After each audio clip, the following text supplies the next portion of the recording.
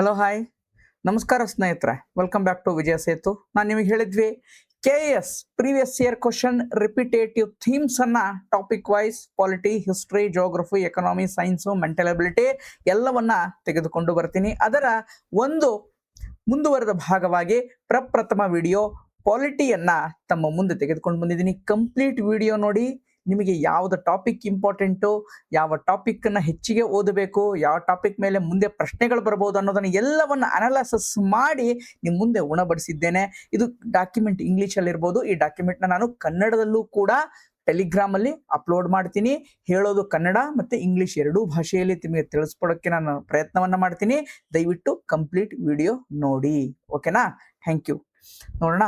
So ನೋಡಿ, ಇಲ್ಲಿ ತನಕನೂ ನಾವು 2010, 11, 14, 17, 24 ಡಿಸೆಂಬರ್ ನಾವು ರೀ ಎಕ್ಸಾಮ್ದು ಮಾತ್ರ ಕನ್ಸಿಡರ್ ಮಾಡ್ತಾ ಇದ್ದೀನಿ. ಆಗಸ್ಟ್ ಅಲ್ಲಿ ಎಕ್ಸಾಮ್ ಆಗಿದ್ದನ್ನ ನಾನು ಕನ್ಸಿಡರ್ ಮಾಡಿಲ್ಲ, ಓಕೆನಾ? ಸೊ ಇಲ್ಲಿವರೆಗೂ ನಮಗೆ ಎಷ್ಟು ಸಲ ಆಗಿದೆಪ್ಪ? 6 ಸಲ KS ಎಕ್ಸಾಮ್ ಆಗಿದೆ ಸಿನ್ಸ್ 2010. ಕಳೆದ ಒಂದು 16 ವರ್ಷದಲ್ಲಿ 6 ಸಲ ಎಕ್ಸಾಮ್ ಆಗಿದೆ. ಪ್ರತಿ ಎಕ್ಸಾಮ್ ಅಲ್ಲಿ ಪ್ರೀವಿಯಸ್ ಇಯರ್ ಕ್ವಶನ್ ಬಹಳ ಮ್ಯಾಟರ್ ಆಗುತ್ತೆ. ಅದರಿಂದನೇ ಹೇಗೆ ರಿಪಿಟೇಟಿವ್ ಥೀಮ್ಸ್ ಗಳು ಬಂದಿದಾವೆ ಅನ್ನೋದನ್ನ ನಾನು ವಿತ್ ಪ್ರೂಫ್ ನಾನು ನಿಮಗೆ ತೋರಿಸ್ತಾ ಹೋಗ್ತೀನಿ. ಅದೇ ರೀತಿ ನೀವು ಸ್ಟಡಿ ಮಾಡ್ತಾ ಹೋಗಬೇಕು, ಆಯ್ತಾ? ಇದು ಬಹಳ ಮ್ಯಾಟರ್ ಆಗುತ್ತೆ, ಓಕೆ? ಸೊ ಟೋಟಲ್ ನೋಡಿದ್ರೆ 2024 ಡಿಸೆಂಬರ್ ಪರೀಕ್ಷೆಯಲ್ಲಿ ಪಾಲಿಟಿನಲ್ಲಿ 13 ಪ್ರಶ್ನೆಗಳು ಬಂದಿದ್ದಾವೆ. 2020ರಲ್ಲಿ 14 ಪ್ರಶ್ನೆಗಳು, 17ರ 18, 13, 13 ಮತ್ತೆ 12. ಅಂದ್ರೆ ಎವರೇಜ್ ತೆಗೆದ್ರೆ ನಮಗೆ 15 ಪ್ರಶ್ನೆಗಳು ಬಂದಿವೆ, ಓಕೆನಾ? 15 ಪ್ರಶ್ನೆಗಳು ಬಂದಿವೆ. ಅದನ್ನ ನೀವು ನೆನ್ಪಿಟ್ಕೋಬೇಕು. ಅಂದ್ರೆ ಪಾಲಿಟಿನ ನೆಗ್ಲೆಕ್ಟ್ ಮಾಡೋ ಹಾಗೆ ಇಲ್ಲ, ಯಾವುದನ್ನು ನೆಗ್ಲೆಕ್ಟ್ ಮಾಡಂಗಿಲ್ಲ. ಪೇಪರ್ 1 ಅಲ್ಲಿ ಪ್ರತಿಯೊಂದು humanities, history, polity, geography, economy 15 ಪ್ರಶ್ನೆಗಳು ಮಿನಿಮಮ್ ಬಂದೇ ಬರುತ್ತೆ, ಓಕೆನಾ? ಸೊ ನಾನು 4 ಡಿವೈಡ್ ಮಾಡಿದ್ದೀನಿ. ಒಂದು ಕಾನ್ಸ್ಟಿಟ್ಯೂಷನಲ್ ಫ್ರೇಮ್ ವರ್ಕ್ ಅಂತ ಹೇಳಿ, ಅಂದ್ರೆ constitutional amendment, schedules, articles, fundamental rights, DPSP, historical background ತೋರಿಸ್ತೀನಿ ನಾನು ನಿಮಗೆ. ಅಲ್ಲಿಂದ ಎಷ್ಟು ಬಂದಿದ್ದಾವೆ? System of government, federal structure, ಅದರಿಂದ ಎಷ್ಟು ಬಂದಿದ್ದಾವೆ? ಮತ್ತೆ ಸೆಂಟ್ರಲ್ ಗೌರ್ಮೆಂಟ್ ಅಂದ್ರೆ parliament, president, prime minister, council of ministers, judiciary, supreme court, vice president ಎಲ್ಲವೂ, okay? Central government. Other area ಅಂದ್ರೆ ಇಲ್ಲಿ ಸ್ಟೇಟ್ ಗೌರ್ಮೆಂಟ್ ಇರುತ್ತೆ, ಕರೆಂಟ್ ಅಫೇರ್ಸ್ ರಿಲೇಟೆಡ್ ಇರುತ್ತೆ, ಓಕೆನಾ? ಅದು ಬಿಟ್ಟರೆ local self government, constitutional bodies, non constitutional bodies, ಇದೆಲ್ಲವೂ ಅದರ್ ಏರಿಯಾಸ್ ಅಲ್ಲಿ ಇರುತ್ತೆ. ಯಾವ್ದ್ಯಾವ್ದ್ರಿಂದ ಎಷ್ಟೆಷ್ಟು ಪ್ರಶ್ನೆಗಳು ಬಂದಿದ್ದಾವೆ ಅನ್ನೋದನ್ನ ನಾನು ನಿಮಗೆ ಹೇಳ್ತಾ ಹೋಗ್ತೀನಿ. ನೋಡಿ ಸ್ನೇಹಿತರೆ, ಈ ಕಾನ್ಸ್ಟಿಟ್ಯೂಷನಲ್ ಫ್ರೇಮ್ ವರ್ಕ್ ಅಂತ ಹೇಳಿದ್ನಲ್ವಾ, fundamental rights, DPSP, schedules, amendments, historical background, ಇದರಿಂದ ನಿಮಗೆ ಎವರೇಜ್ ಆಗಿ 3 ರಿಂದ 5 ಪ್ರಶ್ನೆಗಳು ಗ್ಯಾರಂಟಿ, ಓಕೆನಾ? 3 ರಿಂದ 5 ಪ್ರಶ್ನೆಗಳು ಗ್ಯಾರಂಟಿ. ನೋಡಿ, 2024ರಲ್ಲಿ 4 ಪ್ರಶ್ನೆಗಳು ಬಂದಿದ್ದಾವೆ. ಒಂದು ಕಾನ್ಸ್ಟಿಟ್ಯೂಷನಲ್ ಅಮೆಂಡ್ಮೆಂಟ್, ಸಾಂವಿಧಾನಿಕ ತಿದ್ದುಪಡಿ ಬಂದಿದೆ, ಓಕೆನಾ? 15% ಇರಬೇಕು, ಮಿನಿಸ್ಟರ್ ದಾಟಬಾರ್ದು ಅಂತ ಒಂದಿದೆ, ಓಕೆನಾ? ಅದ್ರ ಮೇಲೆ ಬಂದಿದೆ. ಅದೇ ರೀತಿ ಶೆಡ್ಯೂಲ್ಸ್, ಅನುಸೂಚಿಗಳು, ಅದ್ರ ಮೇಲೆ 2 ಕ್ವಶನ್ ಬಂದಿದೆ. ಮತ್ತೆ ಒಂದು DPSP ಮೇಲೆ ಬಂದಿದೆ. ಸಿಸ್ಟಮ್ ಆಫ್ ಗೌರ್ಮೆಂಟ್ ಮೇಲೆ ಒಂದೂ ಬಂದಿಲ್ಲ. ಅದೇ ರೀತಿ ಸೆಂಟ್ರಲ್ ಗೌರ್ಮೆಂಟ್ ಮೇಲೆ ನೋಡಿ 6 ಪ್ರಶ್ನೆಗಳು. ಪಾರ್ಲಿಮೆಂಟ್, ಪ್ರೆಸಿಡೆಂಟ್ ಮೇಲೆ 2, ಅಂದ್ರೆ ಪ್ರೆಸಿಡೆಂಟ್ ಅನ್ನ ನೀವು ಬಿಡೋ ಹಾಗೆ ಇಲ್ಲ. ಪಾರ್ಲಿಮೆಂಟ್ ಚಾಪ್ಟರ್ ಹೈಲ್ಡಿಂಗ್ ಟಾಪಿಕ್ ಯಾವತ್ತಿದ್ರು ಅದ್ರ ಮೇಲೆ 3 ಪ್ರಶ್ನೆಗಳು. ಜುಡಿಷಿಯರಿ ಮೇಲೆ 1 ಪ್ರಶ್ನೆ, 6 ಪ್ರಶ್ನೆ. ಇಲ್ಲಿ ನೋಡಿ, ಇದು current affairs, citizenship act current affairs ಅಲ್ಲಿತ್ತು, 1 ಪ್ರಶ್ನೆ ಬಂದಿದೆ. ಆಮೇಲೆ state government miscellaneous other topics ತಗೊಂಡಿನ, ಅಲ್ಲಿಂದ 1 ಬಂದಿದೆ. ಆಮೇಲೆ ಇನ್ನೊಂದು ಕರೆಂಟ್ ಅಫೇರ್ಸ್ ಮೇಲೆ ಬಂದಿದೆ, ಅಂದ್ರೆ VVPAT ಇವೆಲ್ಲ, EVM, VVPAT, elections related current affairs news ಅಲ್ಲಿ ಇತ್ತಲ್ವಾ, ಆ ಥಿಂಗ್ಸ್ ಗಳು ಇಲ್ಲಿ ಬಂದಿದಾವೆ. ಅದು ಬಿಟ್ರೆ constitutional bodies, non constitutional bodies very rare ಕೇಳುವಂಥದ್ದು. ಇವನ್ ಲೋಕಲ್ ಸೆಲ್ಫ್ ಗೌರ್ಮೆಂಟ್ ಕೂಡ ವೆರಿ ರೇರ್. ಬೇಸಿಕ್ಸ್ ಓದ್ಕೊಂಡ್ರು ಸಾಕು, ಅದನ್ನ ಡೆಪ್ತ್ ಆಗಿ ಓದಕ್ ಹೋಗ್ಬೇಡಿ. ನನಗೆ ಈ 2 ಪಾರ್ಟ್ ನೀವು ಫೋಕಸ್ ಮಾಡಬೇಕಾಗಿರೋದು, ಒಂದು ಕಾನ್ಸ್ಟಿಟ್ಯೂಷನಲ್ ಫ್ರೇಮ್ ವರ್ಕ್ ಮತ್ತೆ ಸೆಂಟ್ರಲ್ ಗೌರ್ಮೆಂಟ್. ಈ 2 ಪಾರ್ಟ್ ಅನ್ನ ನೀವು ಚೆನ್ನಾಗಿ ಫೋಕಸ್ ಮಾಡಿದ್ರೆ ಹೆಚ್ಚಿನ ಅಂಕವನ್ನ ತೆಗಿಬಹುದು. ನಾನು ಒಂದೊಂದೇ ಹೋಗ್ತೀನಿ ನಾನು ನಿಮಗೆ. Topic wise repetitive theme map, topic wise analysis, high priority topics. Constitutional framework ನೋಡಿ, ಶೆಡ್ಯೂಲ್ಸ್ ಅಂದ್ರೆ ಅನುಸೂಚಿ, articles, constitutional amendments repeatedly asked in 2020, 27, 2011, 2010. Fundamental rights directly or indirectly, throat rights, important cases, supreme court judgments ಅದ್ರ ಮೇಲೆ ಬರ್ತಾನೆ ಇರುತ್ತೆ, ಅದನ್ನು miss ಮಾಡೋ ಹಾಗಿಲ್ಲ. Important constitutional cases, supreme court judgment recurring in 2020 ನಲ್ಲಿ ಜಡ್ಜ್ಮೆಂಟ್ಸ್ ಬಗ್ಗೆ ಬಂದಿದೆ, 2011 ಅಲ್ಲೂ ಬಂದಿದೆ. ಕಾನ್ಸ್ಟಿಟ್ಯೂಂಟ್ ಅಸೆಂಬ್ಲಿ ಆ ಕಮಿಟೀಸ್ ಕಾನ್ಸ್ಟಿಟ್ಯೂಂಟ್ ಅಸೆಂಬ್ಲಿ ಅಂದ್ರೆ ನಮ್ಮ ಸ್ವತಂತ್ರ ಸಿಕ್ಕ ನಂತರ ಆಫ್ಟರ್ ಇಂಡಿಪೆಂಡೆನ್ಸ್ ಸಾಂವಿಧಾನಿಕ ಸಭೆ ಮಾಡ್ತೀವಿ. ಕಾನ್ಸ್ಟಿಟ್ಯೂಂಟ್ ಅಸೆಂಬ್ಲಿ ಯಾವ ಕಮಿಟಿ ಚೇರ್ಮನ್ ಯಾರಾಗಿದ್ರು, ಜವಾಹರ್ಲಾಲ್ ನೆಹರು ಅವರು ಯಾವ ಚೇರ್ಮನ್ ಆಗಿದ್ರು, ರಾಜೇಂದ್ರ ಪ್ರಸಾದ್ ಅವರು ಯಾವ ಕಮಿಟಿ ಚೇರ್ಮನ್ ಆಗಿದ್ರು ಅನ್ನೋದನ್ನ ಆ ರೀತಿ ಮ್ಯಾಚ್ ದಿ ಫಾಲೋವಿಂಗ್ ಕ್ವಶನ್ ಅನ್ನ 2017ರಲ್ಲಿ ಕೇಳಿದ್ದಾರೆ. ಈ ಪ್ರೀವಿಯಸ್ ಇಯರ್ ಕ್ವಶನ್ಸ್ ಅನ್ನ ನಾನು ತಗೊಂಡ್ ಬರ್ತೀನಿ topic wise, polity, history, geography, economy, ಇನ್ನೂ ಇದೆ ನಮ್ದು ಜರ್ನಿ ಹೋಗುತ್ತೆ ಆಯ್ತಾ. ಸೊ ಇಲ್ಲಿಗೆ ಮುಗಿಯಲ್ಲ. KS ಆಗೋವರೆಗೂ ವಿಡಿಯೋಸು, POQs ಏನೇನು ಓದಬೇಕು ಅನ್ನೋದನ್ನ ನಾನು ಯೂಟ್ಯೂಬಲ್ಲಿ ಫ್ರೀ ಇನಿಷಿಯೇಟಿವ್ಸ್ ಏನು ಕೊಡಬೇಕಲ್ಲ ನಾನು ಕೊಡ್ತಾನೆ ಇರ್ತೀನಿ. ಅದ್ರ ಬಗ್ಗೆ ತಲೆ ಕೆಡಿಸ್ಕೋಬೇಡಿ. ಸ್ಟೇಟ್ ರಿಆರ್ಗನೈಸೇಷನ್ ಕಮಿಟಿ 2017 ಬಂದಿತ್ತು. ಪ್ರಿಯಾಂಬಲ್ ಆಬ್ವಿಯಸ್ಲಿ ಬಂದಿದೆ ಅಂದ್ಮೇಲೆ ನೆಕ್ಸ್ಟ್ ಬರ್ಬೋದು, ಓದಲೇಬೇಕು. ಬೇಸಿಕ್ ಸ್ಟ್ರಕ್ಚರ್ ಓದಲೇಬೇಕು. DPSP ಒಂದ್ಸಲ ಬಂದಿದೆ, ಅಗೇನ್ ರಿಪೀಟ್ ಆಗ್ಬೋದು. Source of the Indian constitution ಅಂದ್ರೆ ಯಾವ ದೇಶದಿಂದ ಯಾವ್ದನ್ನ ಎರೋಲ್ ಪಡೆದಿದ್ದೀವಿ, ಯಾವ ದೇಶದಿಂದ ಯಾವ್ದನ್ನ ತಗೊಂಡಿದೀವಿ, ಹೇಗೆ DPSP ಐರಿಷ್ ಇಂದ ತಗೊಂಡಿದೀವಿ, ಫಂಡಮೆಂಟಲ್ ರೈಟ್ಸ್ US ಇಂದ ತಗೊಂಡಿದೀವಿ, ಆ ರೀತಿ ಯಾವ ದೇಶದಿಂದ ಏನನ್ನು ತಗೊಂಡಿದೀವಿ ಅನ್ನೋದನ್ನ ಮುಂಚೆ ಕೇಳಿದಾರೆ, ಮುಂದೆನೂ ಕೇಳಬಹುದು. ಫ್ಯೂಚರ್ಸ್ ಆಫ್ ದಿ ಕಾನ್ಸ್ಟಿಟ್ಯೂಷನ್ ಅದ್ರ ಬಗ್ಗೆನೂ ಬಂದಿದೆ ಅನಾಲಿಟಿಕಲ್ ಕ್ವಶನ್. ನೋಡಿ ಈ ಪಾರ್ಟ್ ಇದೆ ಅಲ್ವಾ, ನನಗೆ ಬಹಳ ಇಂಪಾರ್ಟೆಂಟ್, ಹೈ ಪ್ರಿಯಾರಿಟಿ. ಗ್ಯಾರಂಟಿ ಬರ್ತದೆ ಇಲ್ಲಿಂದ ಒಂದು ಪ್ರಶ್ನೆ, 2 ಪ್ರಶ್ನೆ ಡೈರೆಕ್ಟ್ ಗ್ಯಾರಂಟಿ ಬರುತ್ತೆ. ಸಿಸ್ಟಮ್ ಆಫ್ ಗೌರ್ಮೆಂಟ್ ಹೇಳಿದ್ನಲ್ವಾ, ವೆರಿ ರೇರ್ ಬರುತ್ತೆ. ಬಟ್ ಅದರಲ್ಲಿ ನನಗೆ ಈ ಸಿಸ್ಟಮ್ ಆಫ್ ಗೌರ್ಮೆಂಟ್ ಅಲ್ಲಿ ಒಂದೇ ಒಂದು ಟಾಪಿಕ್ ನನಗೆ ಬಹಳ ಇಂಪಾರ್ಟೆಂಟ್ ಯಾವ್ದಪ್ಪ ಅಂತಂದ್ರೆ ಎಮರ್ಜೆನ್ಸಿ, ತುರ್ತು ಪರಿಸ್ಥಿತಿ. ಓಕೆನಾ, ಈ ತುರ್ತು ಪರಿಸ್ಥಿತಿ ಇದೆ ಅಲ್ವಾ, ಎಮರ್ಜೆನ್ಸಿ, ಇದು ನನಗೆ ಬಹಳ ಇಂಪಾರ್ಟೆಂಟು. ಸಿಸ್ಟಮ್ ಆಫ್ ಗೌರ್ಮೆಂಟ್ ಅಲ್ಲಿ ನನಗೆ ಎಮರ್ಜೆನ್ಸಿ ಪ್ರಾವಿಷನ್ಸ್ ರಿಪೀಟೆಡ್ಲಿ ಅದು 2 ಸಲ ಬಂದಿದೆ. ಬಹಳ ಇಂಪಾರ್ಟೆಂಟ್. ಓಕೆನಾ, ಬಹಳ ಇಂಪಾರ್ಟೆಂಟ್. ಇದು ಪೊಲಿಟಿಕಲ್ ಥಿಂಕರ್ಸ್ ಅಂದ್ರೆ AV ಡೈಸಿ ಬಗ್ಗೆ ಬಂದಿತ್ತು. ಒಂದು ಯಾವ್ದೋ ಫೆಡರಲ್ ಸ್ಟ್ರಕ್ಚರ್ ರಿಲೇಟೆಡ್ ಯಾವ್ದೋ ಕೊಟ್ಟು ಕಾಯಿನ್ ಮಾಡಿದ್ದಾರೆ ಅಂತ ಹೇಳಿ 2020ರಲ್ಲಿ ಬಂದಿತ್ತು. ಅದು ಮತ್ತೆ ರಿಪೀಟ್ ಆಗುತ್ತೆ ಅನ್ನೋದು ಗ್ಯಾರಂಟಿ ಇಲ್ಲ. ಬಟ್ ಎಮರ್ಜೆನ್ಸಿ ಪ್ರಾವಿಷನ್ಸ್ ಒಂದೇ ಮಾತ್ರ ನೀವು ಈ ಒಂದು ಸಿಸ್ಟಮ್ ಆಫ್ ಗೌರ್ಮೆಂಟ್ ಸೆಕ್ಷನ್ ನಿಂದ ನೀವು ನೋಡ್ಬೇಕು. ಓಕೆ, ಈಗ ಯಾವಾಗ ಅಪ್ರೂವ್ ಆಗುತ್ತೆ, ಅಪ್ರೂವ್ ಆಗಕ್ಕೆ ಎಷ್ಟು ದಿನ ಬೇಕು, ತೆಗಿಯಕ್ಕೆ ಎಷ್ಟು ದಿನ ಬೇಕು, ಅಪ್ರೂವ್ ಆಗಕ್ಕೆ ಲೋಕಸಭಾ ಪರ್ಮಿಷನ್ ಬೇಕಾಗುತ್ತೆ, ತೆಗಿಯಕ್ಕೆ ಪರ್ಮಿಷನ್ ಯಾವ್ದು ರಾಜ್ಯಸಭಾ, ಲೋಕಸಭಾ ರಾಜ್ಯಸಭಾ ಎರಡೂ ಬೇಕಾಗುತ್ತೆ ಅಪ್ರೂವ್ ಮಾಡ್ಬೇಕಂದ್ರೆ. ನ್ಯಾಷನಲ್ ಎಮರ್ಜೆನ್ಸಿನ ತೆಗಿಬೇಕಾದ್ರೆ ರಾಜ್ಯಸಭಾಗೆ ಅಷ್ಟು ಪವರ್ಸ್ ಇಲ್ಲ. ಈ ತರದ್ದು ಏನು ಮೈನ್ಯೂಟ್ ಡಿಫ್ರೆನ್ಸಸ್ ಇರುತ್ತಲ್ವಾ, ಆ ಡಿಫ್ರೆನ್ಸಸ್ ನ ನೋಡ್ಕೊಳ್ಳಿ. ಆಮೇಲೆ ಎಮರ್ಜೆನ್ಸಿಯಿಂದ ಬರುವಂತ ಎಫೆಕ್ಟ್ಸ್ ಏನೇನಾಗುತ್ತೆ, ಯಾವ್ದು ವೈಲೇಟ್ ಆಗುತ್ತೆ ಅಥವಾ ಯಾವ್ದು ಸಸ್ಪೆಂಡ್ ಆಗುತ್ತೆ, ಏನಾಗುತ್ತೆ, ಸ್ಟೇಟ್ ಗೌರ್ಮೆಂಟ್ ಮೇಲೆ ಏನ್ ಎಫೆಕ್ಟ್ ಆಗುತ್ತೆ, ಯಾವ ಎಮರ್ಜೆನ್ಸಿ, ಅದನ್ನ ಹಾಕಕ್ಕೆ ಎಷ್ಟು ತಿಂಗಳು ಅಥವಾ ಎಷ್ಟರವರೆಗೂ ಅದನ್ನ ಎಕ್ಸ್ಟೆಂಡ್ ಮಾಡ್ಬೋದು, ಇವೆಲ್ಲವನ್ನ ಎಮರ್ಜೆನ್ಸಿ ಅನೌನ್ಸ್ ಮಾಡಿದ್ಮೇಲೆ ಎಷ್ಟು ತಿಂಗಳವರೆಗೂ ಅದನ್ನ ಅಪ್ರೂವ್ ಮಾಡಕ್ಕೆ ಟೈಮ್ ಇರುತ್ತೆ, ಇದೆಲ್ಲವನ್ನ ನೋಡ್ಕೊಳ್ಳಿ. ಬರುತ್ತೆ, ಹಿಂದೆ ಕೂಡ ಬಂದಿದೆ, ಅದಕ್ಕೋಸ್ಕರ ಆಯ್ತಾ. ಬಟ್ ಸೆಂಟ್ರಲ್ ಗೌರ್ಮೆಂಟ್ ನನಗೆ ಇಲ್ಲಿ ನೀವು ಬರೀ ಎಮರ್ಜೆನ್ಸಿ ಮಾತ್ರ ನೋಡ್ಕೋಬೇಕು. ಇಲ್ಲಿ preamble chapter, basic structure doctor ಅಂತ ಗೊತ್ತಾಗುತ್ತೆ, ನೀವು ಮಾಡ್ತಾ ಇರ್ತೀರಾ. DPSP ಅಮೆಂಡ್ಮೆಂಟ್ಸು, ಆಮೇಲೆ ಹಿಸ್ಟಾರಿಕಲ್ ಬ್ಯಾಕ್ಗ್ರೌಂಡು, ಫಂಡಮೆಂಟಲ್ ರೈಟ್ಸ್ ಮಾಡಲೇಬೇಕು, ಬೇರೆ ಆಪ್ಷನ್ ಇಲ್ಲ. ಓಕೆನಾ, ಬೇರೆ ಆಪ್ಷನ್ ಇಲ್ಲ. ಇದು ಈಸಿ. ಈ ಪಾರ್ಟ್ ಏನಿದೆ ಅಲ್ವ, ಅದು basic. First 10 chapters of the ಯಾವುದೇ ಪಾಲಿಟಿ ತಗೊಳ್ಳಿ, ಇದೇ ಇರುತ್ತೆ ಮೋಸ್ಟ್ ಪ್ರಾಬಬಲಿ ಆಯ್ತಾ. Next very high priority, central government ಅಂದ್ರೆ president, vice president, parliament, prime minister, supreme court, ಜೊತೆಗೆ ಹೈಕೋರ್ಟು ಒಂದು ಓದ್ಕೊಂಬಿಡಿ ಪಕ್ಕದಲ್ಲೇನೆ ಆಯ್ತಾ. ಬಹಳ ಇಂಪಾರ್ಟೆಂಟು. ಓಕೆ, ಇಲ್ಲಿಂದಲೇ ಮತ್ತೆ ಕ್ವಶನ್ಸ್ ಏನಾಗುತ್ತೆ, ರಿಪೀಟ್ ಆಗುತ್ತೆ. ನೋಡಿ, ಪ್ರೆಸಿಡೆಂಟ್ ಪವರ್ಸ್, ಫಂಕ್ಷನ್ಸ್ ನೋಡಿ 2020, 17, 11, 10 ಬಂದಿದೆ. ಪ್ರೆಸಿಡೆಂಟ್ ಇಂಪೀಚ್ಮೆಂಟ್ ಬಗ್ಗೆ 2024ರಲ್ಲಿ ಬಂದಿದೆ. ಓಕೆನಾ, ಹೇಳಿದೆ ಅವಾಗಲೇ. ಕೌನ್ಸಿಲ್ ಆಫ್ ಮಿನಿಸ್ಟರ್ಸ್ ಬಂದಿದೆ, 3 ಸಲ ರಿಪೀಟ್ ಆಗಿದೆ. Parliamentary motions, no confidence motion, censure motion, adjournment motion ಅಂತ ಬರ್ತಾವಲ್ವಾ, ನಡವಾಳಿಗಳು ಅಂತ ಕರಿತೀವಿ, ಅದು ರಿಪೀಟ್ ಆಗಿದೆ, ಅದು ಕೂಡ ಮತ್ತೆ ಬರ್ಬೋದು. ಪಾರ್ಲಿಮೆಂಟರಿ ಕಮಿಟೀಸ್ 3 ಸಲ ಬಂದಿದೆ. ಎಸ್ಟಿಮೇಷನ್ ಕಮಿಟಿ, ಓಕೆನಾ, ಪಬ್ಲಿಕ್ ಅಕೌಂಟ್ ಕಮಿಟಿ, ಎಷ್ಟು ಜನ ಮೆಂಬರ್ಸ್ ಇರ್ತಾರೆ, ಯಾವ್ದು ದೊಡ್ಡದು ಮೆಂಬರ್, ಇದು ಯಾರು ಅಪಾಯಿಂಟ್ ಮಾಡ್ತಾರೆ, ಏನು, ಅದೆಲ್ಲವನ್ನು ನೋಡ್ಕೊಳ್ಳಿ. ಮತ್ತೆ ಬರುತ್ತೆ writs, very important. Supreme court ಸಂಬಂಧಪಟ್ಟಂತೆ ರಿಟ್ಸ್, ಫಂಡಮೆಂಟಲ್ ರಿಟ್ಸ್ ವೈಲೇಟ್ ಆದ್ರೆ ಹೋಗ್ತೀವಿ 32 under supreme court, 226 under high court. Parliamentary session prorogation ನೋಡಿ 14/11 ಪ್ಲಸ್ 2024ರಲ್ಲೂ ಇದು ರಿಪೀಟ್ ಆಗಿದೆ. ಯಾವಾಗ ಪ್ರೊರೋಗೇಷನ್ ಆಗುತ್ತೆ, ಸೆಷನ್ ಅನ್ನ ಒಂದು ಸಮನ್ ಮಾಡ್ತಾರೆ. ಯಾರು ಮಾಡ್ತಾರೆ? ಪ್ರೆಸಿಡೆಂಟ್ ಮಾಡ್ತಾರೆ.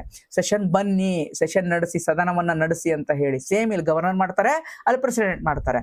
ನಡೆಸಿದ ಮೇಲೆ ಅಡ್ಜರ್ನ್ಮೆಂಟ್ ಅಂತ ಅಂದ್ರೆ ಸ್ಪೀಕರ್ ಇರ್ತಾರಲ್ವಾ, ಮೇಲ್ ಸ್ಪೀಕರ್ ಅಥವಾ ಚೇರ್ಮನ್ ಆಫ್ ರಾಜ್ಯಸಭಾ ಕೂತಿರ್ತಾರಲ್ಲ. ಅಡ್ಜರ್ನ್ಮೆಂಟ್ ಅಂತಂದ್ರೆ ಏನೋ ನಿರ್ದಿಷ್ಟ ಅವಧಿಗೆ ಅಂದ್ರೆ ಸ್ಪೆಸಿಫಿಕ್ ಟೈಮ್ ಪೀರಿಯಡ್ಗೆ ಅದನ್ನ ಮುಂದೆ ಹಾಕ್ತಾ ಇದೀವಿ ಅಂತ. ಅಡ್ಜರ್ನ್ಮೆಂಟ್ ಸಂಡೈ ಅಂತಂದ್ರೆ ಲಿಮಿಟೆಡ್ ಪೀರಿಯಡ್ಗೆ ಅದನ್ನ ಮುಂದೆ ಹಾಕ್ತಾ ಇದೀವಿ ಅಂತ ಯಾವಾಗ ಕರಿತೀವಿ ಗೊತ್ತಿಲ್ಲ ಅಂತ ಅಂದ್ರೆ ಯೂಶಲಿ ಸೆಷನ್ ಮುಗಿಯೋ ಟೈಮ್ಗೆ ಅಡ್ಜರ್ನ್ಮೆಂಟ್ ಸಂಡೇ ಅಂತ ಹೇಳ್ತಾರೆ. ಮುಗಿದಿದೆ ಆಯ್ತು ಎಲ್ಲರೂ ಮನೆಗೆ ಹೋಗಿ ಅಂತ ಹೇಳೋದೇ ಅದು ಟರ್ಮ್ ಪ್ರೊರೋಗೇಷನ್. ಇದನ್ನ ಯಾರು ಮಾಡ್ತಾರೆ? ಪ್ರೆಸಿಡೆಂಟ್ ಮಾಡ್ತಾರೆ. ಇದನ್ನ 2024ರಲ್ಲಿ ಪ್ರಿಲಿಮ್ಸ್ ಅಲ್ಲಿ ಬಂದಿದೆ.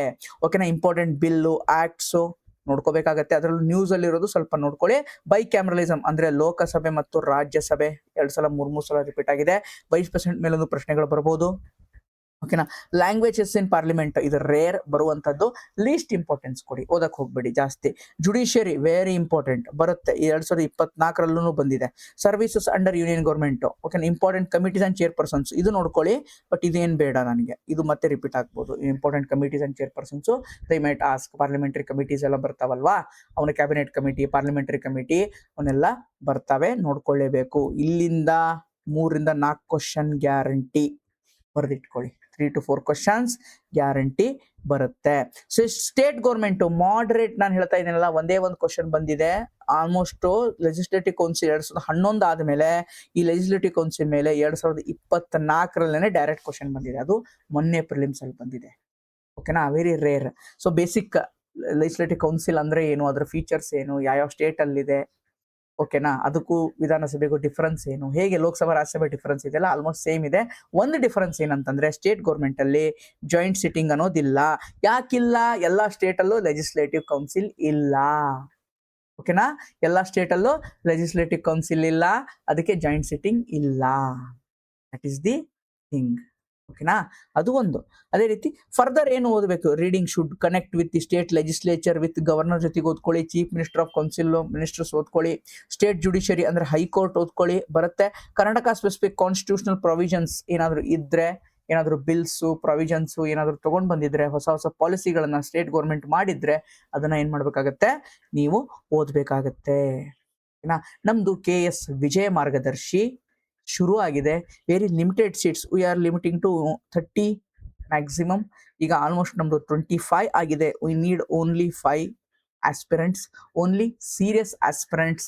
ಡೈಲಿ ಟಾರ್ಗೆಟ್ ಅನ್ನ ಕೊಡ್ತೀವಿ, ಯಾವ ಟಾಪಿಕ್ ಓದಬೇಕು, ಏನ್ ಮಾಡಬೇಕು, ಸೋರ್ಸಸ್ ಅನ್ನು ನೋಟ್ಸ್ ಅನ್ನು ಕೂಡ ಕೊಡ್ತೀವಿ. ಮೆಂಟಲ್ ಅಬಿಲಿಟಿ ಯಾವ ಟಾಪಿಕ್ ಓದಬೇಕು, ಕರೆಂಟ್ ಅಫೇರ್ಸ್ ಎಲ್ಲಿಂದ ಎಲ್ಲಿ ಓದಬೇಕು, ಎಲ್ಲವನ್ನ ನಾವಿಲ್ಲಿ ಕೊಡ್ತೀವಿ. ಇದು ಟಿಲ್ 90+ ಡೇಸ್ ಪ್ರಿಲಿಮ್ಸ್ ವರೆಗೂ ಹೋಗುತ್ತೆ.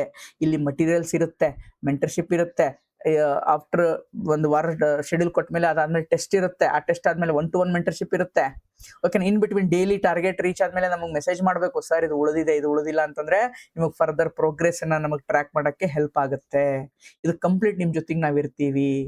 ಓಕೆನಾ. ಇಲ್ಲಿ ಮೆಂಟರ್ಸ್ ನಾನು ಇರ್ತೀನಿ, ತಹಸೀಲ್ದಾರ್ ರಘು ಸರ್ ಅಂತ ಇದಾರೆ, ಅವ್ರು ಇರ್ತಾರೆ. ಸುಷ್ಮಾ ಮೇಡಮ್ ಆಲ್ರೆಡಿ CTI ಇದಾರೆ, 2 ಟೈಮ್ ಮೇನ್ಸ್ ಬರೆದು ಅವ್ರು ಇರ್ತಾರೆ. ಭರತ್ ಸರ್ ಇರ್ತಾರೆ, ತುಂಬಾ ಜನ ಇರ್ತಾರೆ ಇಲ್ಲಿ. ಓಕೆನಾ. ಜಾಯ್ನ್ ಆಗ್ಬೇಕಂತಂದ್ರೆ ಈ ನಂಬರಿಗೆ ಕರೆಯನ್ನ ಮಾಡಿ. Only for serious aspirants. Target ಅನ್ನ ಓದ್ತೀನಿ ಅನ್ನೋರು ಮಾತ್ರ ಬನ್ನಿ, ಇಲ್ಲಾಂದ್ರೆ ಬರಬೇಡಿ. ಸರ್ ನಮ್ಗೆ ಓದಕ್ಕಾಗಲ್ಲ ಸರ್, ನಂಗೆ ಕ್ಲಾಸಸ್ ಬೇಕು ಅಂದ್ರೆ ಕ್ರಾಶ್ ಕೋರ್ಸ್ ಅಲ್ಲ, in depth classes. But already ಒಂದಿಷ್ಟು ರಿಕಾರ್ಡೆಡ್ ಇದೆ. ಇನ್ ಡೆಪ್ತ್ ನಾನು ಕ್ರಾಶ್ ಕೋರ್ಸ್ ಅಲ್ಲಿ ಮಾಡಕ್ಕಾಗಲ್ಲ, ಅದಕ್ಕೋಸ್ಕರ ಒಂದಿಷ್ಟು ರಿಕಾರ್ಡೆಡ್ ಮಾಡಿದೀವಿ. ಡೈಲಿ 2 ಕ್ಲಾಸಸ್ ಅಪ್ಲೋಡ್ ಆಗ್ತಾ ಹೋಗುತ್ತೆ. ಓಕೆನಾ. ಡೈಲಿ 2 ಕ್ಲಾಸಸ್ ಅಪ್ಲೋಡ್ ಆಗ್ತಾ ಹೋಗುತ್ತೆ. ಇದು ಆಲ್ಮೋಸ್ಟ್ 100 ಡೇಸ್ ಅಷ್ಟೊತ್ತಿಗೆ ಮುಗಿಸಿ ಕೊಡ್ತೀವಿ. ಇಲ್ಲಿ ಪೇಪರ್ 1 ಮತ್ತೆ ಪೇಪರ್ 2 ಎರಡೂ ಇರುತ್ತೆ. Polity, history, geography, economy, science, environment, mental ability, current affairs ಎಲ್ಲವೂ ಇರುತ್ತೆ. 4,000 ರೂಪಾಯಿಗಳು. ಓಕೆನಾ.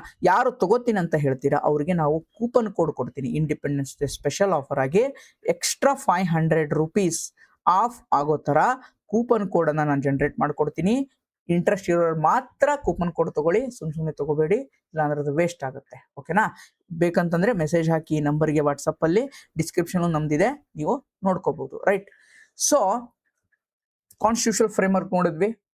ಸ್ಟೇಟ್ ಗೌರ್ಮೆಂಟ್ಗೆ ಸ್ವಲ್ಪ ಲೀಸ್ಟ್ ಇಂಪಾರ್ಟೆನ್ಸ್, ಸೆಂಟ್ರಲ್ ಗೌರ್ಮೆಂಟ್ಗೆ ಅಂದ್ರೆ ಪಾರ್ಲಿಮೆಂಟ್ ಮತ್ತೆ ಪ್ರೆಸಿಡೆಂಟ್, ವೈಸ್ ಪ್ರೆಸಿಡೆಂಟ್, ಜುಡಿಷಿಯರಿ ಇದಕ್ಕೆಲ್ಲ ಲಾರ್ಜರ್ ಇಂಪಾರ್ಟೆನ್ಸ್ ನ ಕೊಡಬೇಕು.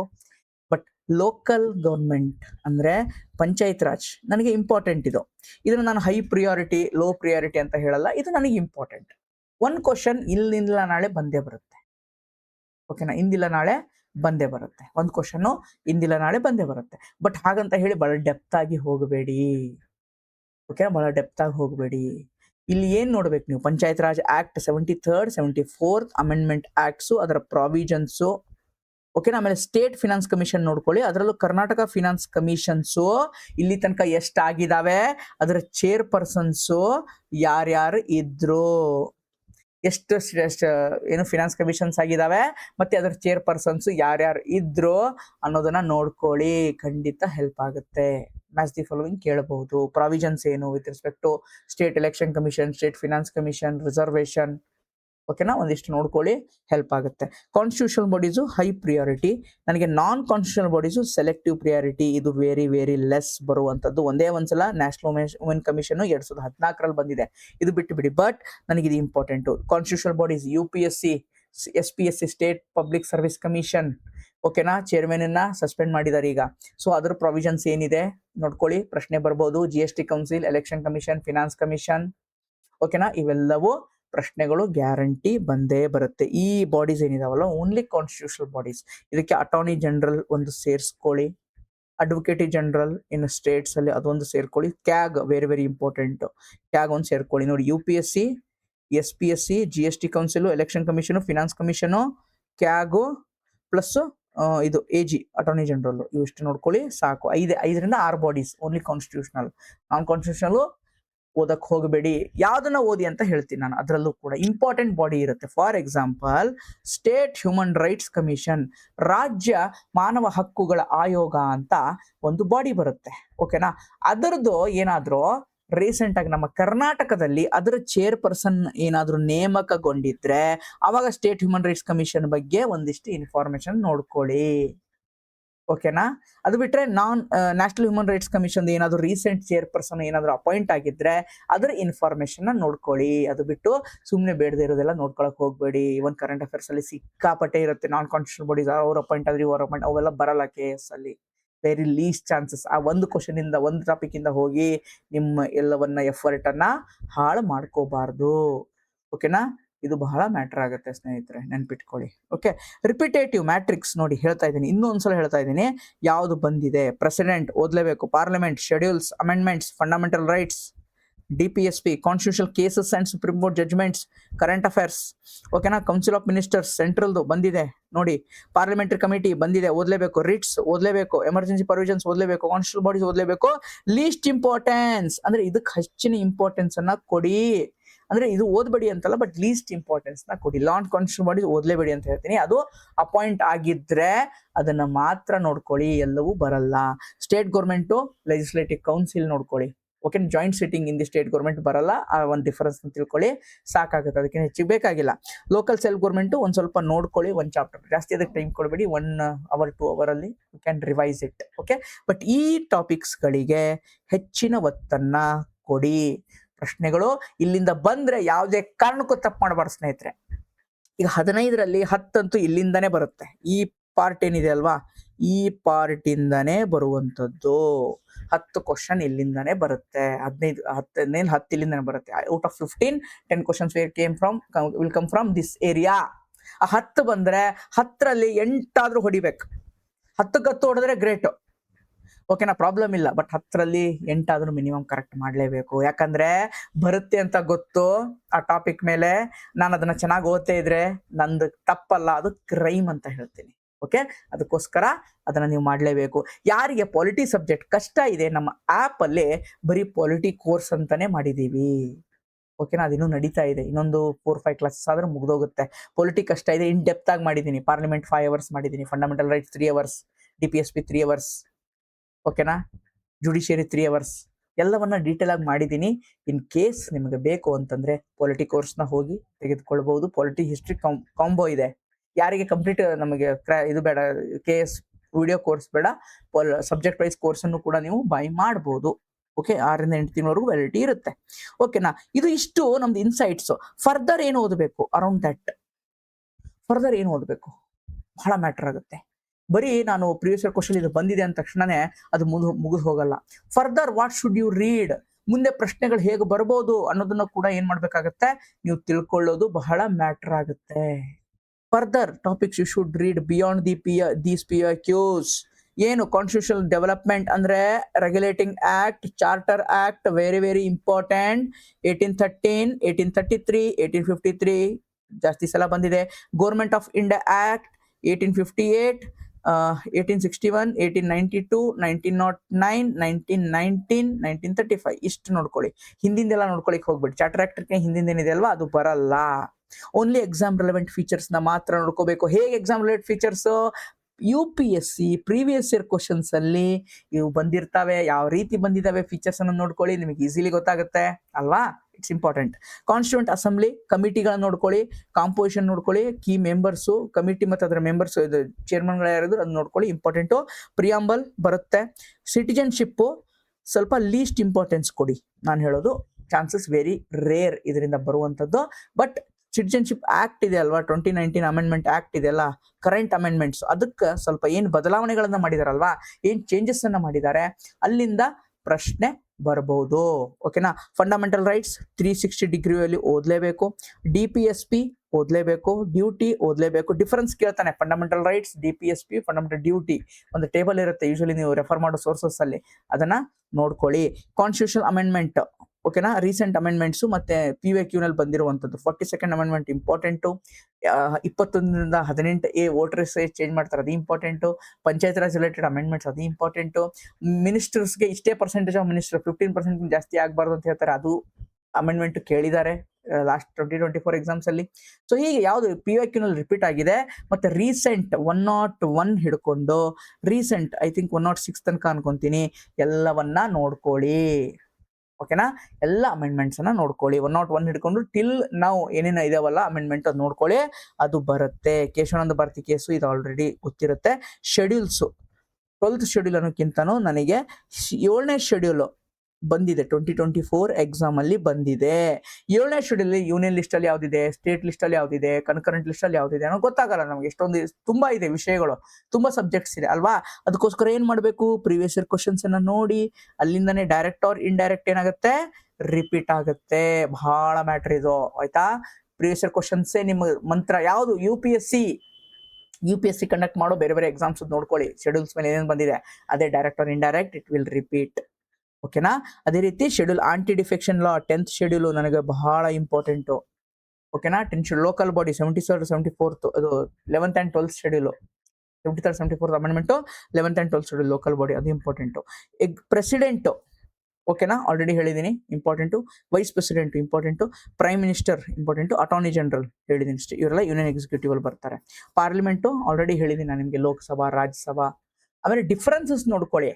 ಲೋಕಸಭೆ ಮತ್ತು ರಾಜ್ಯಸಭೆಗೆ ಇರುವಂತಹ ಪವರ್ಸ್ ಅಲ್ಲಿ ಇರುವಂತಹ ವ್ಯತ್ಯಾಸ, ಅಲ್ಲಿಂದ ಪ್ರಶ್ನೆ ಬರಬಹುದು. ನೆಕ್ಸ್ಟ್ ಅಂದ್ರೆ ಒಂದಿಷ್ಟು ಪ್ರಿಫರೆನ್ಸ್ ಲೋಕಸಭೆಗೆ ಜಾಸ್ತಿ ಇರುತ್ತೆ, ಒಂದಿಷ್ಟು ಪ್ರಿಫರೆನ್ಸ್ ರಾಜ್ಯಸಭೆಗೆ ಜಾಸ್ತಿ ಇರುತ್ತೆ.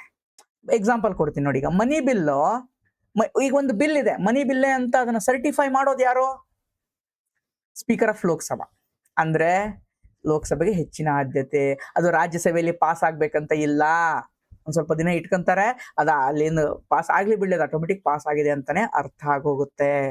ಅಂದ್ರೆ ರಾಜ್ಯಸಭೆಗೆ nil power with respect to money bill. ಇದೇ ರೀತಿ ಒಂದಿಷ್ಟು ರಾಜ್ಯಸಭೆಗೆ ಹೆಚ್ಚಿನ ಪವರ್ ಇದೆ with respect to creation of new all India service.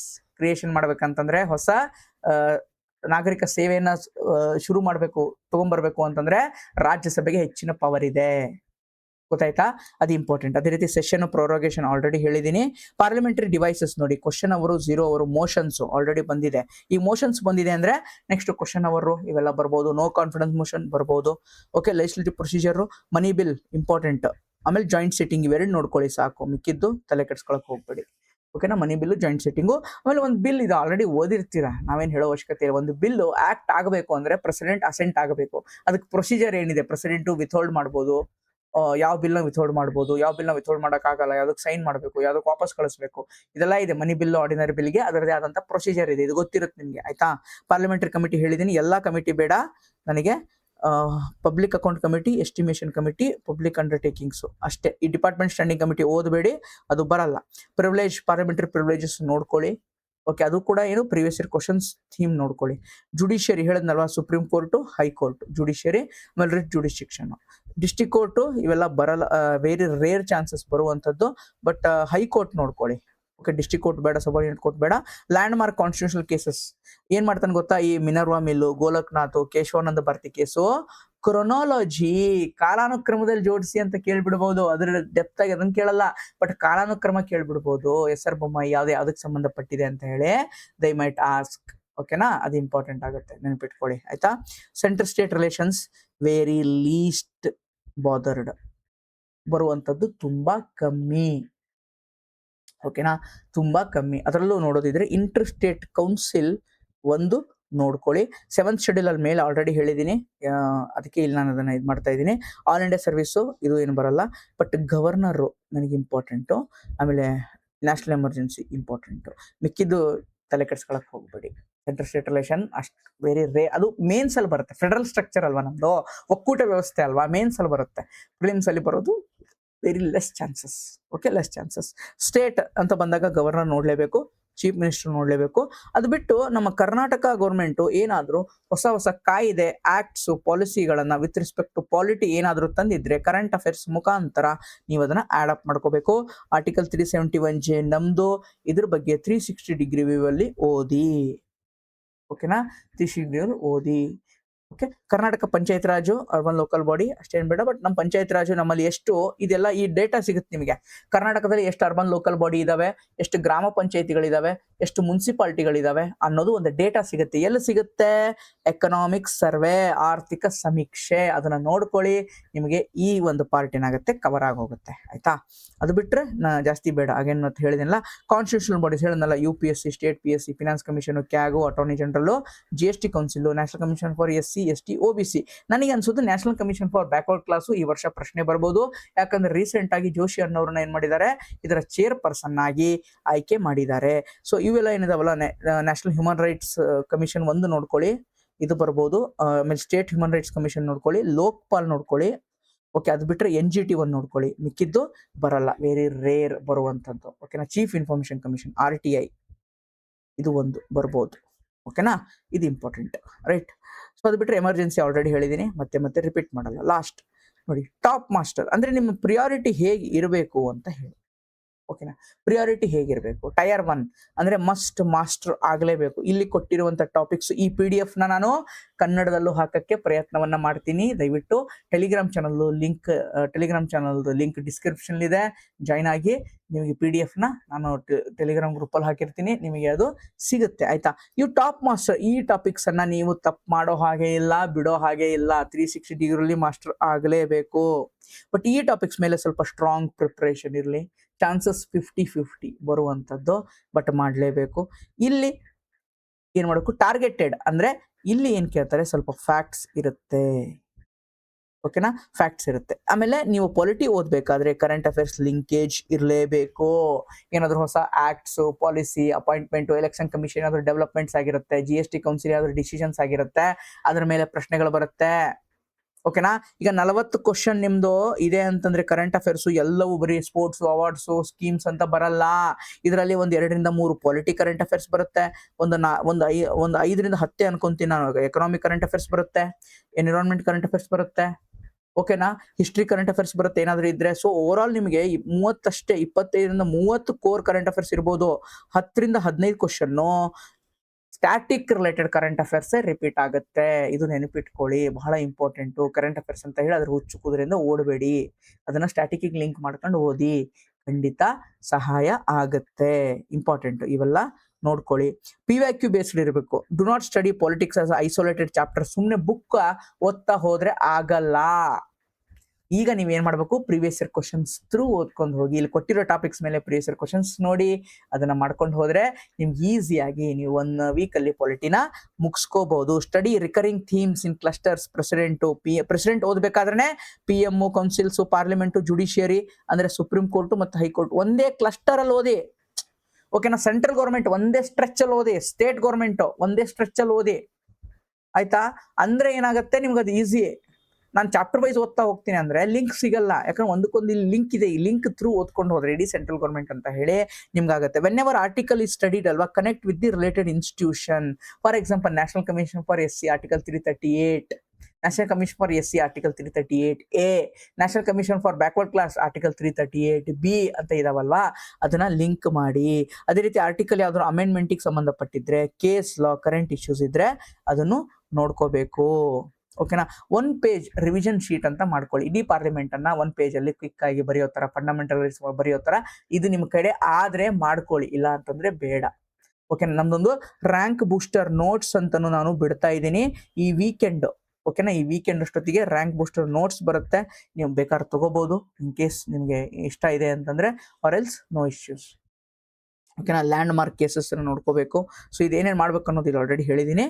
ಇದು PDF ನಿಮಗೆ ಅಪ್ಲೋಡ್ ಆಗುತ್ತೆ. ಪ್ರಿವ್ಯೂ ಏನ್ ಮಾಡುತ್ತೆ, ನಿಮಗೆ ಕ್ಲಿಯರ್ ಪ್ಯಾಟರ್ನ್ ಅನ್ನ ಕೊಡುತ್ತೆ. ಯಾವ ರೀತಿ ಪ್ರಶ್ನೆಗಳು ಬರ್ತಾ ಇದಾವೆ, ನೀನ್ ಏನ್ ಪ್ರಿಪೇರ್ ಆಗಬೇಕು, ಮುಂದೆ ಏನು ಬರಬಹುದು ಅನ್ನೋದನ್ನ ಪ್ರಿವಿಯಸ್ ಇಯರ್ ಕ್ವಶನ್ ಏನ್ ಮಾಡುತ್ತೆ, ನಿಮಗೊಂದು ಪ್ಯಾಟರ್ನ್ ಅನ್ನ ಕೊಡ್ತಾ ಹೋಗುತ್ತೆ. ಇದು ಬಹಳ ಮ್ಯಾಟರ್ ಆಗುತ್ತೆ ಸ್ನೇಹಿತರೆ. ಓಕೆ. ನೆಕ್ಸ್ಟ್ ಟಾಪಿಕ್ ಯಾವ್ದು ತಗೊಂಡ್ಬರ್ತೀನಿ ಅಂದ್ರೆ, ಪಾಲಿಟಿ ಮುಗೀತು. ನೆಕ್ಸ್ಟ್ ಎಕನಾಮಿನ ತಗೊಂಡ್ಬರ್ತೀನಿ. ಎಕನಾಮಿ ಆದ್ಮೇಲೆ ಹಿಸ್ಟ್ರಿ ತಗೊಂಡ್ಬರ್ತೀನಿ. ಆಮೇಲೆ ಭರತ್ ಸರ್ ಸೈನ್ಸ್ ಮತ್ತೆ ಮೆಂಟಲ್ ಎಬಿಲಿಟಿ, ಈ 2 ಟಾಪಿಕ್ ಅನ್ನ ನಿಮ್ ಮುಂದೆ ತೆಗೆದುಕೊಂಡು ಬರ್ತಾರೆ. ಇದು ನಮ್ದು KS ಪ್ರಿಲಿಮ್ಸ್ ಟೆಸ್ಟ್ ಸೀರೀಸು. ಯಾರು ಬೆಂಗಳೂರಲ್ಲಿ ಇದ್ದೀರಾ, ಆಫ್ಲೈನ್ ತಗೋಬೇಕಂತ ಇದ್ದೀರಾ, ನಮಗೆ ಇದು ಆನ್ಲೈನ್ ಪ್ರೈಸು 2250. ಆಫ್ಲೈನ್ ಪ್ರೈಸ್ ಬಂದು 2500 ಇರುತ್ತೆ. Total 30 test. ಅದರಲ್ಲಿ ನಿಮಗೆ ಆಫ್ಲೈನ್ 22 ಟೆಸ್ಟ್ ಆಫ್ಲೈನ್ ಕೊಡ್ತೀವಿ, 8 PDF ಕೊಡ್ತೀವಿ. ಯಾಕಂತಂದ್ರೆ ಕರೆಂಟ್ ಅಫೇರ್ಸ್ ಮತ್ತೆ ಮೆಂಟಲ್ ಎಬಿಲಿಟಿ ಇದೆ, ಅದನ್ನ ನೀವೇ ಮಾಡ್ಕೋಬಹುದು. ಆಫ್ಲೈನ್ ಅಂತಂದ್ರೆ 2500, ಆನ್ಲೈನ್ ಅಂದ್ರೆ 2750. ಆಫ್ಲೈನ್ ಇನ್ ಕೇಸ್ ನಮಗೆ 20+ ಮೆಂಬರ್ಸ್ ಆದ್ರೆ will go with the offline. Okay. ನಮ್ದು ಆನ್ಲೈನ್ ಚೆನ್ನಾಗಿದೆ admission, no issues in that. But offline reach ಸ್ವಲ್ಪ ಕಮ್ಮಿ ಇರೋದ್ರಿಂದ ಆನ್ಲೈನ್ ನಮ್ದು ಚೆನ್ನಾಗಿದೆ. ಬಟ್ ಇನ್ನೂ ಏನೇನಂತಂದ್ರೆ, ಈಗ ಒಂದಿಷ್ಟು ಇನ್ಸ್ಟಿಟ್ಯೂಷನ್ಸ್ ತುಂಬಾ ಕಮ್ಮಿ ಇದರಲ್ಲೂ ಕೊಡ್ತಾ ಇದ್ದಾರೆ ಆಫ್ಲೈನ್ ಅಲ್ಲಿ. ಓಕೆ. 2000 ಕೊಡ್ತಾ ಇದ್ದಾರೆ, 1800 ಕೊಡ್ತಾ ಇದ್ದಾರೆ. ಆ ಒಂದು 800, 500, 300 ರುಪೀಸು ಆಸ್ಪಿರೆಂಟ್ಸ್ಗೆ ಎಷ್ಟೋ ಸಲ ಮ್ಯಾಟ್ರ್ ಆಗುತ್ತೆ, ನಾನಿಲ್ಲ ಅಂತ ಹೇಳಲ್ಲ. ಬಟ್ ನಮಗೆ ಏನಂದ್ರೆ, ಆ ಪ್ರಿಂಟಿಂಗ್ ಕಾಸ್ಟ್ ಏನಿದೆ ಅಟ್ಲೀಸ್ಟ್ ಅದಾದ್ರೂ ಬರಲಿ ಅನ್ನೋದು ನಂದು. ಪ್ಲಸ್ ಪ್ರಿಮೈಸಸ್ ಅಂತ ನಾವು ಒಂದೇನು ಫಿಕ್ಸ್ ಮಾಡಿರ್ತೀವಲ್ಲ, ಆಫ್ಲೈನ್ ಟೆಸ್ಟ್ ಸೆಂಟರ್ ಅಂತ ಹೇಳಿ, ಆ ಪ್ರಿಮೈಸಸ್ಗೂ we need to pay the amount. ಅವ್ರು ನಮಗೆ ಫ್ರೀಯಾಗಿ ಕೊಡಲ್ಲ, ನಾವು ಅವ್ರಿಗೆ ದುಡ್ಡು ಕೊಡಬೇಕು. ಪ್ರಿಂಟಿಂಗ್ ಕಾಸ್ಟ್ ಇದೆ, ಅದಕ್ಕೋಸ್ಕರ ನಮ್ದು ಸ್ವಲ್ಪ ಜಾಸ್ತಿ ಇದೆ. ಇನ್ ಕೇಸ್ ತಗೋತೀನಿ ಅಂತಂದ್ರೆ, ನಮ್ಮ ಚಾನಲಲ್ಲಿ ಒಂದು ಗೂಗಲ್ ಫಾರ್ಮ್ ಹಾಕಿದ್ದೀನಿ, ಅದಕ್ಕೆ ಫಿಲ್ ಮಾಡಿ, ಅಥವಾ ಈ ನಂಬರಿಗೆ ಕಾಂಟ್ಯಾಕ್ಟ್ ಮಾಡಿ, ಕೊಟ್ಟಿರೋ ನಂಬರ್ ಇದೆ ಅಲ್ವಾ, ಇದಕ್ಕೆ ಕಾಂಟ್ಯಾಕ್ಟ್ ಮಾಡಿ ನೀವೇನ್ ಮಾಡ್ಬೋದು, ಸೇರ್ಕೋಬಹುದು ಬೇಕು ಅಂತಂದ್ರೆ. ಓಕೆನಾ. ಆಫ್ಲೈನ್ ಯಾರು ತಗೋತೀರಾ ಅವರು ಇದು ಮಾಡ್ಬೋದು. ಆನ್ಲೈನ್ಗೆ ಇಷ್ಟು ಪ್ರೈಸ್ ಇದೆ. ಓಕೆ. ಇದಿಷ್ಟು ನಮ್ಗೆ ಜಸ್ಟ್ 1 ಟೆಸ್ಟ್ ಆಗಿದೆ ಈಗ ಆನ್ಲೈನ್ ಅಷ್ಟೇ. ಆಫ್ಲೈನ್ ನಿಮಗೆ ಫಸ್ಟ್ ಟೆಸ್ಟ್ ಇಂದನೇ ಕೊಡ್ತೀವಿ ಈ ಸಂಡೇಯಿಂದ. ಓಕೆ. ಯೂಶುವಲಿ ಒಂದು 5 ಡೇಸ್ಗೆ ಒಂದೊಂದು ಟೆಸ್ಟ್ ಅಂತ ನಾವು ಕಂಡಕ್ಟ್ ಮಾಡ್ತಾ ಹೋಗ್ತೀವಿ. 20+ ಆದ್ರೆ ನಮಗೂ ಒಂದು ಜೋಶ್ ಇರುತ್ತೆ ಅದ್ರ ಸಲುವಾಗಿ ಅಷ್ಟೇ. ಬಿಕಾಸ್ ಯಾಕೆ ಅಂದ್ರೆ ಹೇಳಿದ್ನಲ್ಲ, ಒಂದಿಷ್ಟು ಬೇರೆಯವ್ರು ಕಮ್ಮಿ ಕೊಡ್ತಾ ಇದ್ದಾರೆ, ಅದಕ್ಕೋಸ್ಕರ ಸ್ವಲ್ಪ ಶಿಫ್ಟ್ ಆಗ್ತದೆ. No issues in that. Okay. ಅದು ನಾವು ಯಾಕಂದ್ರೆ ಹೀಗೆ ಹಾಗೆ ಅಂತ ಹೇಳಕ್ಕಾಗಲ್ಲ, ಬಿಕಾಸ್ ಅದು ಅವ್ರವ್ರಿಗೆ ಬಿಟ್ಟಿತ್ತು. ನಮ್ದು ಇರೋದು ಇದು. ಓಕೆ. ನಾವು ವೆಲ್ ಎಸ್ಟಾಬ್ಲಿಷ್ಡ್ ಅಲ್ಲ, that's why I need printing cost and that premises payment, that's why ಅಷ್ಟೇ. ಇದಿಷ್ಟು ಈ ಹೊತ್ತಿನ ವಿಶೇಷ. ನೆಕ್ಸ್ಟ್ ನಿಮಗೆ ಎಕನಾಮಿ ಫ್ರೈಡೇ. ಓಕೆನಾ. ಇವತ್ತು ಐ ಥಿಂಕ್ ವೆನಸ್ಡೇ ಅಲ್ವಾ, ಫ್ರೈಡೇ ನಿಮಗೆ ಎಕನಾಮಿ ಸಿಗುತ್ತೆ. ಸ್ಯಾಟರ್ಡೆ ಹಿಸ್ಟ್ರಿ, ವಿವೇಕಿತ್ಯಮು, ಮಂಡೇ ಸೈನ್ಸ್ ಅಂಡ್ ಇದು, ಮತ್ತೆ ನೆಕ್ಸ್ಟ್ ವೀಕ್ ಸೈನ್ಸ್ ಮತ್ತೆ ಮೆಂಟಲ್ ಎಬಿಲಿಟಿ. ನೆಕ್ಸ್ಟ್ ಈ ವಾರ ರಿಮೈನಿಂಗ್ ಏನಿದೆ ಇನ್ನೂ 2-3 ವಿಡಿಯೋ ಇದ್ರ ಕುರಿತು ಬರುತ್ತವೆ. ಓಕೆ. ಇಷ್ಟು ಹೇಳ್ತಾ ಇದನ್ನ ಎಂಡ್ ಮಾಡ್ತಾ ಇದ್ದೀನಿ. ಇದು ನಿಮ್ಮ ಫ್ರೆಂಡ್ಸ್ಗೂ ಶೇರ್ ಮಾಡಿ. ತುಂಬಾ ಏನು ಯಾರು ಸೆಲ್ಫ್ ಸ್ಟಡಿ ಮಾಡ್ಬೇಕಂತೀರಲ್ವಾ, ಏನು ಓದಬೇಕು, ಯಾವ ಟಾಪಿಕ್ ಇಂಪಾರ್ಟೆಂಟ್ ಅನ್ನೋದು ಈ ಡಾಕ್ಯುಮೆಂಟ್ ಇಂದನೇ ಗೊತ್ತಾಗ್ಬಿಡುತ್ತೆ ನಿಮಗೆ. ಓಕೆ. ಡಾಕ್ಯುಮೆಂಟ್ ಕೂಡ ನಾನು ಏನು ಮಾಡ್ತೀನಿ, ನಮ್ಮ ಟೆಲಿಗ್ರಾಮ್ ಚಾನಲ್ ಶೇರ್ ಮಾಡ್ತೀನಿ. ಹೆಚ್ಚಿನ ಮಾಹಿತಿಗಾಗಿ ಏನೇ ಬೇಕಾದರೂ, ಗೈಡೆನ್ಸ್ ಬೇಕಾದರೂ ನಂಬರ್ಗೆ ಕರೆ ಮಾಡಿ. Thank you. ಧನ್ಯವಾದಗಳು.